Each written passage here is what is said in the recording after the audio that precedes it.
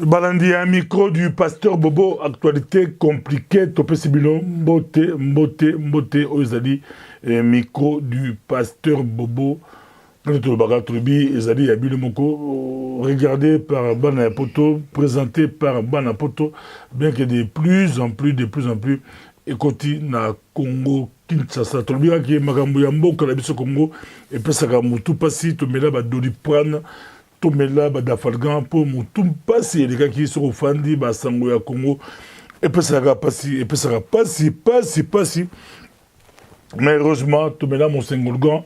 na ekofolgan ba médicament oyo epesa biso makasi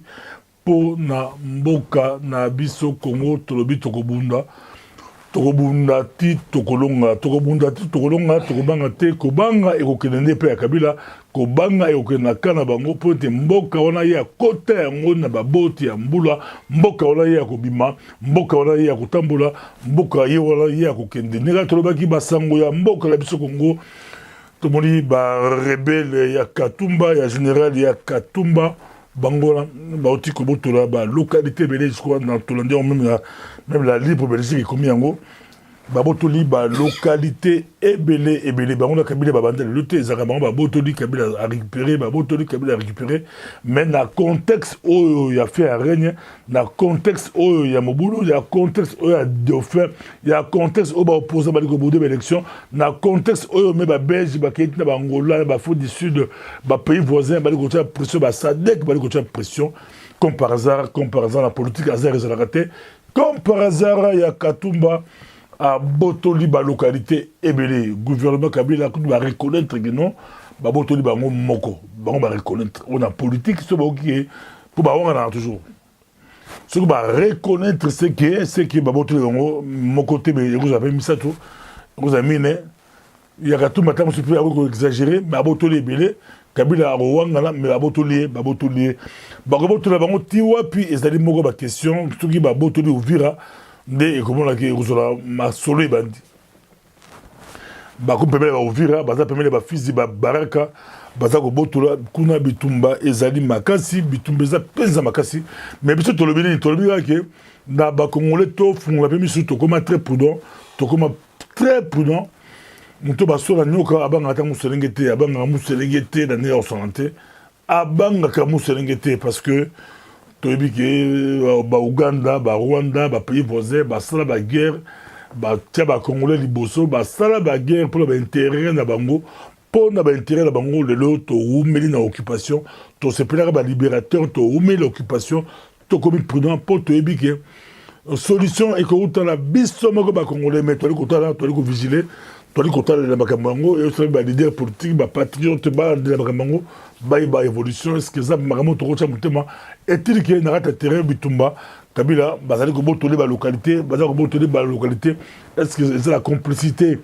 extérieure il y a communauté internationale jusqu'où ba kokende est-ce que baza sincère ba binga Kabila tout ça ba chantage pour ça peut aussi être ba chantage ba botole ba localité ba pousser au signer ba contrat ba lebiso au signer ba contrat au pesibiso oyo biso mo to récupérer on to binga la ya Katumba ça peut ba chantage mais politique ça peut très compliqué il y a Katumba peut encore récupérer en ndenge donc le contexte oyo ba opposant la biso bango bazal la Afrique du Sud ba to signer communiqué ba kotali na ANC ba kotali na ANC parti au pouvoir ANC dans la pouvoir partir ba mandele dans ANC bango baké bango sur de Singapour ba pexeki bango bokendaka moko aki kosimbate mikolo ba bisi bango bosa la bloc bo bingana Kabila bosa la bloc pour ba mon la bino la crédibilité bosa la bloc pour ba pesa bilo confiance mais to éviter nani parmi bango à trahir on a zako ibalate qui va trahir entre bango et eux balanté na autant ba kombola bango to la Jean-Pierre Bemba biya kendagité mais ça parmi to la Félix Tshisekedi yé pas kendagité ça parmi to la Moïse Katumbi to la Vital Kamerhe to la lina Adolphe Monzitou to la lina Martin Fayulu baza un peu sur ba 6 là baza on a plus les deux au batterie la Gim Fayulu na Matungulu baza on a parmi bango qui va trahir, n'a la trahir, mais sur ce côté internaute, la majorité pense que nous devons trahir bango et vous allez Vital Kamerhe, balabi yazaja Kamerhe, est-ce qu'il y a trahir bango? les amoureux ma question. Mais pour les internautes, la majorité des internautes pour la bango, vous avez trahi bango za vital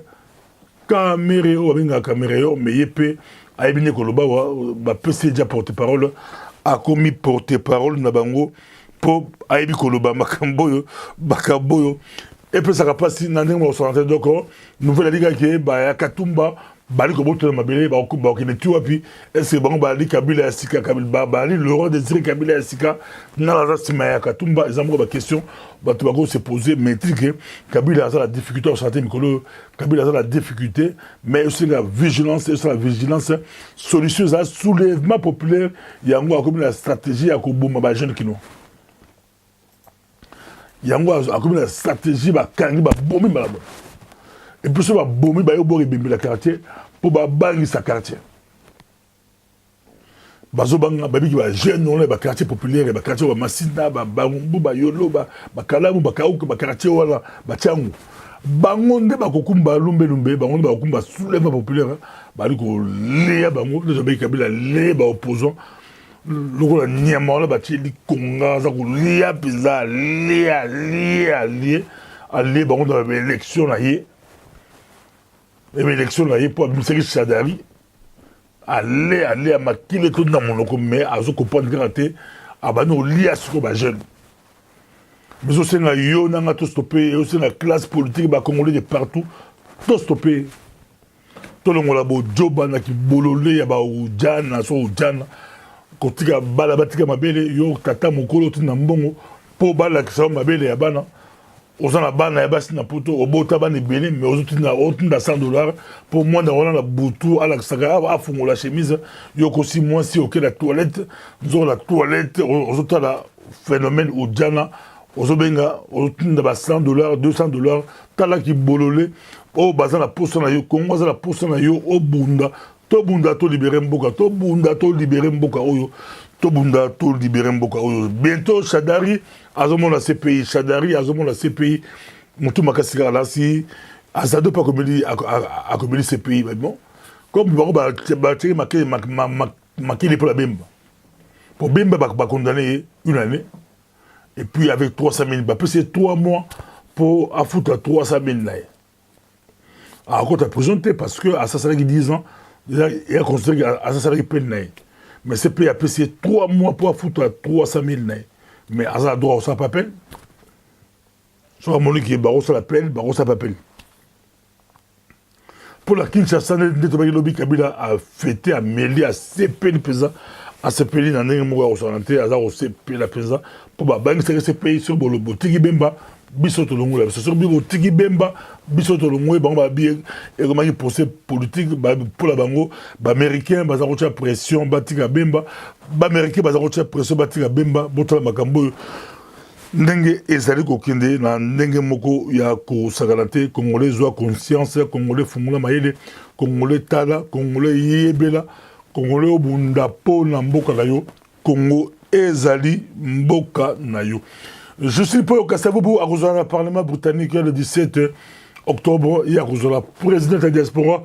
congolaise à le Parlement britannique Europe et pas à la speech. À la speech dans le Parlement britannique. Dans l'émission polémique et micro du pasteur Bobo, à l'émission Omego Fingera Justine. Omego attaqué Justine à retour na yo diplôme na yo utanga wapi. Comment mutazo diplôme ya primaire te même pas diplôme école primaire à Zouana était comment on a aliko finga azako finga babundeli ba patriote aliko finga wetalabi soga muta fingi premier test mutalaga diplôme là so atanga na été bosote bozape et test ami bala retourna papa naye ya discipline outil donc information gouvernement je sais pas au Kassavoubou ezamoko bakumba il y a une stratégie à combat gouvernement naye ezobima quand ezobimaki déjà ezobimaki mais ba ça l'installation il faut se ba installer yango ils vont installer et on va l'installer la fin du mois en septembre probablement et puis en octobre à Rosolana parlement britannique kuna à Rosolana speech à Rolobame en anglais à Rolobame à parlement britannique à Rosolana discours en anglais Et soit assisté à rejoindre avion aux États-Unis d'Amérique dans l'université là San Francisco qu'on a pu à recevoir un discours devant américain en anglais.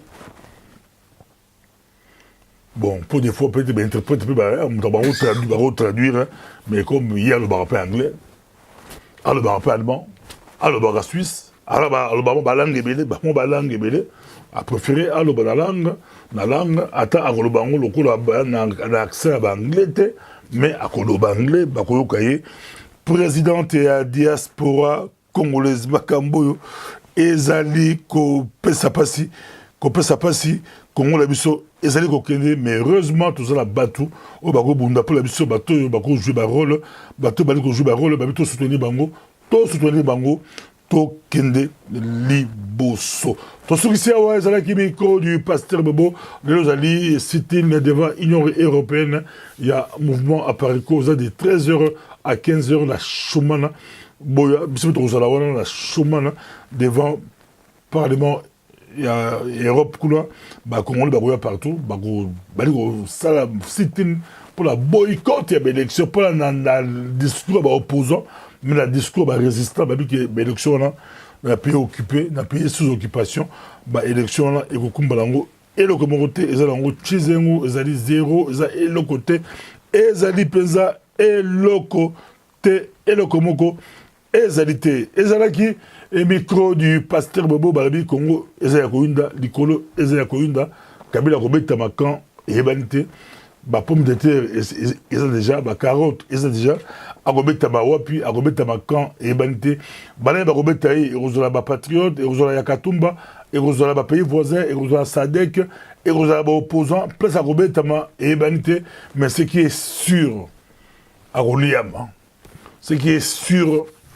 à Kobetama ce qui est sûr